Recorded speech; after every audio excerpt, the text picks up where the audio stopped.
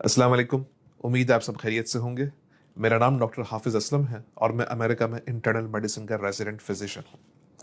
आज से 40 साल कबल 1981 की बात है कि अमेरिका के एक कस्बे में लोगों को एक स्किन की बीमारी मंजर आम पे आई। उसके कुछ अरसे बाद कुछ लोगों में एक इंतहाई डिफरेंट किस्म का नमूनिया मंजर आम पे आया और उसके बाद लोगों में मुख्तलिफ किस्म की प्रेजेंटेशंस आती रही जो किसी डॉक्टर की समझ में नहीं आ रही थी। लेकिन 2 से 3 साल के अरसे में साइंसदानों ने उन तमाम प्रेजेंटेशंस को इकट्ठा किया और एक नया वायरस दरियाफ्त हुआ जिसका नाम था ह्यूमन इम्यूनोडेफिशिएंसी वायरस, जिसकी सीरियस फॉर्म को हम आज एड्स के नाम से जानते हैं। यह बताने का मकसद ये था कि आज ये लाइन बड़ी कॉमन है स्पेशली पाकिस्तान में कि कोरोना को हर चीज कोरोना के खाते में डाल दी जाती है। ऐसा नहीं है।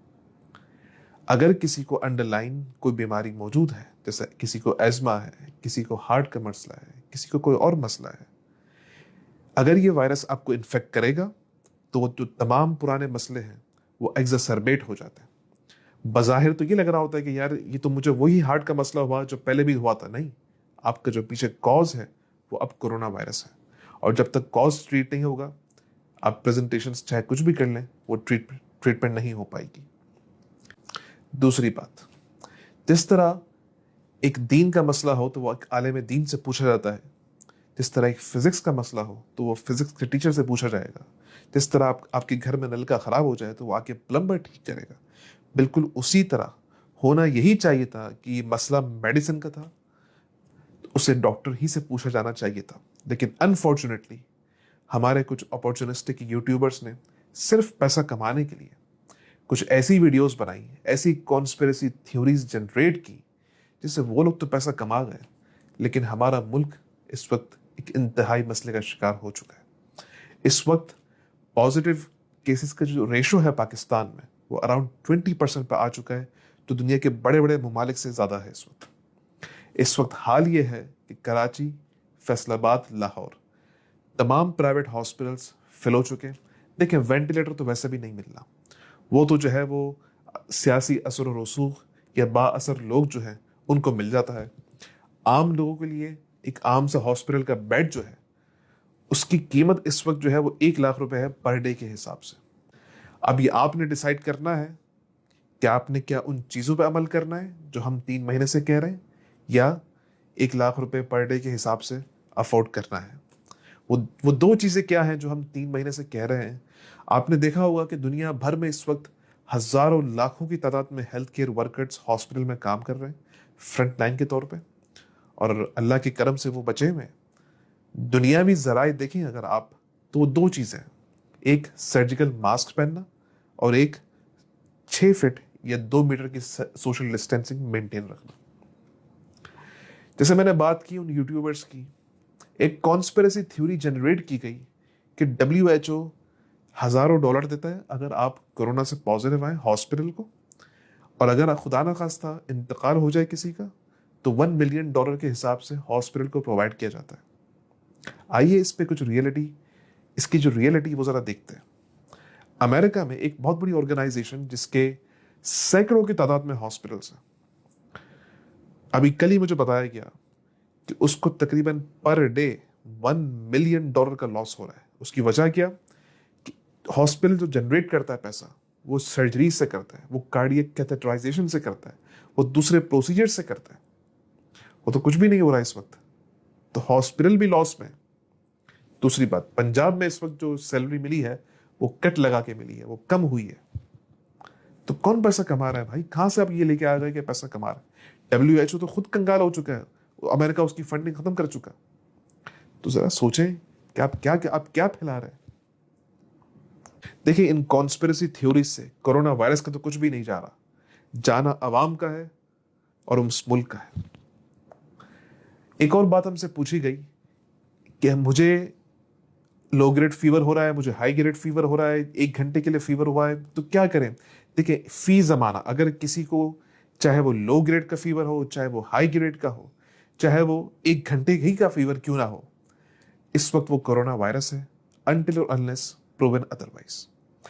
फीवर के साथ साथ अगर किसी को कोई शॉर्टनेस ऑफ ब्रेथ हो रही है, यानी सांस लेने में तकलीफ किसी को चेस्ट पेन हो रहा है, सीने में तकलीफ, किसी को लॉस ऑफ टेस्ट या स्मेल है, यानी सूंघने और चखने की सलाहियत का खात्मा, या किसी को ऑल्टर्ड मेंटल स्टेटस हो रहा है। इसका मतलब ये कि आप किसी मरीज को देख रहे हैं कि यार उसका दिमागी तवाजुन कल तक सही था, आज खराब हो रहा है। तो ये सारी निशानियां कोरोना वायरस की हैं। अब ये अलामत किसी में जाहिर हो गई तो अब क्या करें? अब एक केस ले लेते हैं कि कोई अफोर्ड नहीं कर सकता टेस्ट। ये आजकल पाकिस्तान में इन कॉन्स्पिरेसी थ्योरीज की वजह से लोग हॉस्पिटल नहीं जाना चाहते। तो आप क्या करें? आप सिर्फ घर में अपने आप को आइसोलेट करें फॉर 14 डेज। बेहतर तो यही है कि टेस्टिंग करवाएं। अगर अफोर्डेबिलिटी नहीं है और अगर आप नहीं करवाना चाहते हैं तो ये आपका पूरा पूरा राइट है। आप घर में 14 डेज के लिए अपने आप को आइसोलेट कर लें। अच्छा, घर में जब आप अपने आप को आइसोलेट करेंगे तो ये 5 काम आपने करने हैं। एक, कि अगर आपको कोई फीवर है या किसी और तरह का सिम्टम है तो आपने पैराडोल खानी है। दूसरा, अपने प्राइमरी केयर फिजिशियन से बराह रास्त डेली बेसिस पे कांटेक्ट में रहना है और उसे अपनी सिम्टम्स बताते रहना है। तीसरा, आपको फ्रीक्वेंट हैंड वॉशिंग करनी है। चौथा, जब आप अपने किसी फैमिली मेंबर से कांटेक्ट में आएंगे तो खुद भी मास्क पहनना है और फैमिली मेंबर को भी मास्क पहनना जरूरी है। पांचवी चीज, अपने आप को डेली बेसिस पे इन 3 चीजों के लिए इवेल्युएट जरूर करना है। वो 3 बुनियादी चीजें क्या है? अगर क्या आपको शॉर्टनेस ऑफ ब्रेथ हो रही है, यानी सांस लेने में तकलीफ, क्या आपको चेस्ट पेन हो रहा है, या क्या आपको ऑल्टर्ड मेंटल स्टेटस हो रहा है, यानी दिमागी तवाजुन में कोई मसला। अगर इन 3 चीजों में से कोई एक चीज भी पॉजिटिव आ रही है तो बगैर किसी तावील के आप फौरन इमरजेंसी भागे और वहां जाके अपना चेकअप करवाएं। अगर ये तीनों चीजें नहीं आ रही तो आप 10 दिन तक घर में रहें और उसके बाद रीवैल्यूएट करें अपने आप को कि आपको अगर 3 दिन तक कोई भी सिम्टम नहीं हुआ तो आप घर से बाहर जा सकते हैं मास्क पहन के और सोशल डिस्टेंसिंग करके। एक बात आजकल टेस्टिंग की जा रही है कि टेस्ट हर किसी का पॉजिटिव आ रहा है, या जिसको अलामात हैं उसका भी नेगेटिव आ रहा है, या वो लोग जो कोरोना वायरस से सेहतियाब हो चुके हैं उनका फिर से पॉजिटिव आ रहा है। तो देखें, ये बीमारी अभी इवॉल्व हो रही है, इसकी टेस्टिंग किट्स भी नई है, उनमें बहुत सारे मसले मसाइल मौजूद हैं।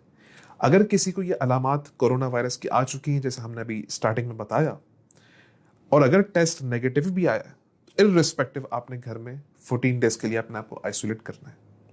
दूसरी बात कि भाई टेस्ट पॉजिटिव आ गया, हमें तो कोरोना वायरस हो गया था लेकिन फिर भी टेस्ट पॉजिटिव आ रहा है, तो देखिए सिंपल सा आंसर इसका ये है कि हमारे पास जो पीसीआर टेस्टिंग किट्स मौजूद हैं वो एक वायरस का खोल होता है और एक वायरस फ्रेगमेंट्स की चीजों में, फ्रेगमेंट्स की फॉर्म में मौजूद होता है। देखिए, 2 चीजें होती हैं बॉडी में, या तो बॉडी वायरस को मार देती है या वायरस बॉडी को मारता है। अगर बॉडी वायरस को मारेगी तो वायरस के टुकड़े टुकड़े कर देती है। तो जो इस वक्त पीसीआर टेस्टिंग किट्स मौजूद हैं वो उन टुकड़ों में और एक पूरे वायरस में वो डिफरेंशिएट नहीं कर पाती। इस वजह से वो लोग जो कोरोना वायरस से सेहतियाब हो चुके हैं उनमें भी पॉजिटिव टेस्टिंग आ रही होती। तो इसमें घबराने की जरूरत नहीं है।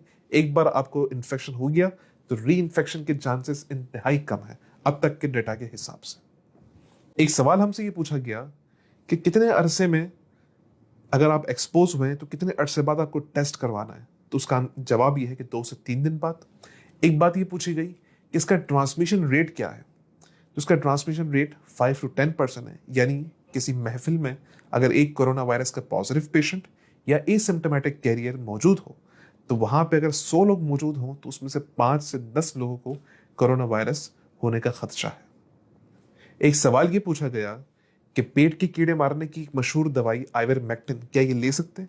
देखिए, लेबोरेटरी के अंदर जो टेस्ट किया गया तो ये दवाई इफेक्टिव थी, लेकिन कोई भी ऐसा डाटा मौजूद नहीं है कि आउट पेशेंट सेटिंग में ये दवाई हम किसी को प्रेस्क्राइब कर सकते हैं। ये अंडर द ट्रायल मेडिकेशन है, जिसका मतलब ये कि इसे सिर्फ और सिर्फ हॉस्पिटल के अंदर दे सकते हैं।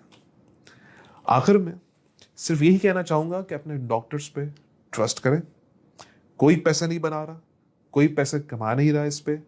जो फ्रंट लाइन वर्कर हैं वो खुद परेशान हैं अपने लिए और अपनी फैमिली के लिए। आखिर में आप सबसे गुजारिश करूंगा कि इन कॉन्स्पिरेसी थ्योरीज से कोरोना वायरस का कुछ भी नहीं जाना हमारा है। कोरोना वायरस पूरी अपनी आबोताब से पाकिस्तान पे हमलावर हो चुका है। अगर हमने अपनी एहतियात ना की तो उसके हालात बड़े संगीन हो सकते हैं, अपने लिए नहीं, अपने बुजुर्गों के लिए, अपने माँ बाप के लिए और बाकी जो हमारी ओल्ड पॉपुलेशन है उसके लिए सोचें और अपना ख्याल रखें। और आपसे हाथ जोड़ के गुजारिश है कि किसी भी तरह की कोई अलामत मौजूद है तो प्लीज़ प्लीज़ घर में रहें, बाहर निकल के ना खुद अपने आप को मज़ीद बीमार करें ना दूसरों को इन्फेक्ट करें। इसके अलावा आपका कोई और सवाल हो, कोई और कमेंट हो, आप बिल्कुल कर सकते हैं एमडी चैनल पे, इनबॉक्स के थ्रू या कमेंट्स पे। अपना ख्याल रखें। Thank you so much. Take care.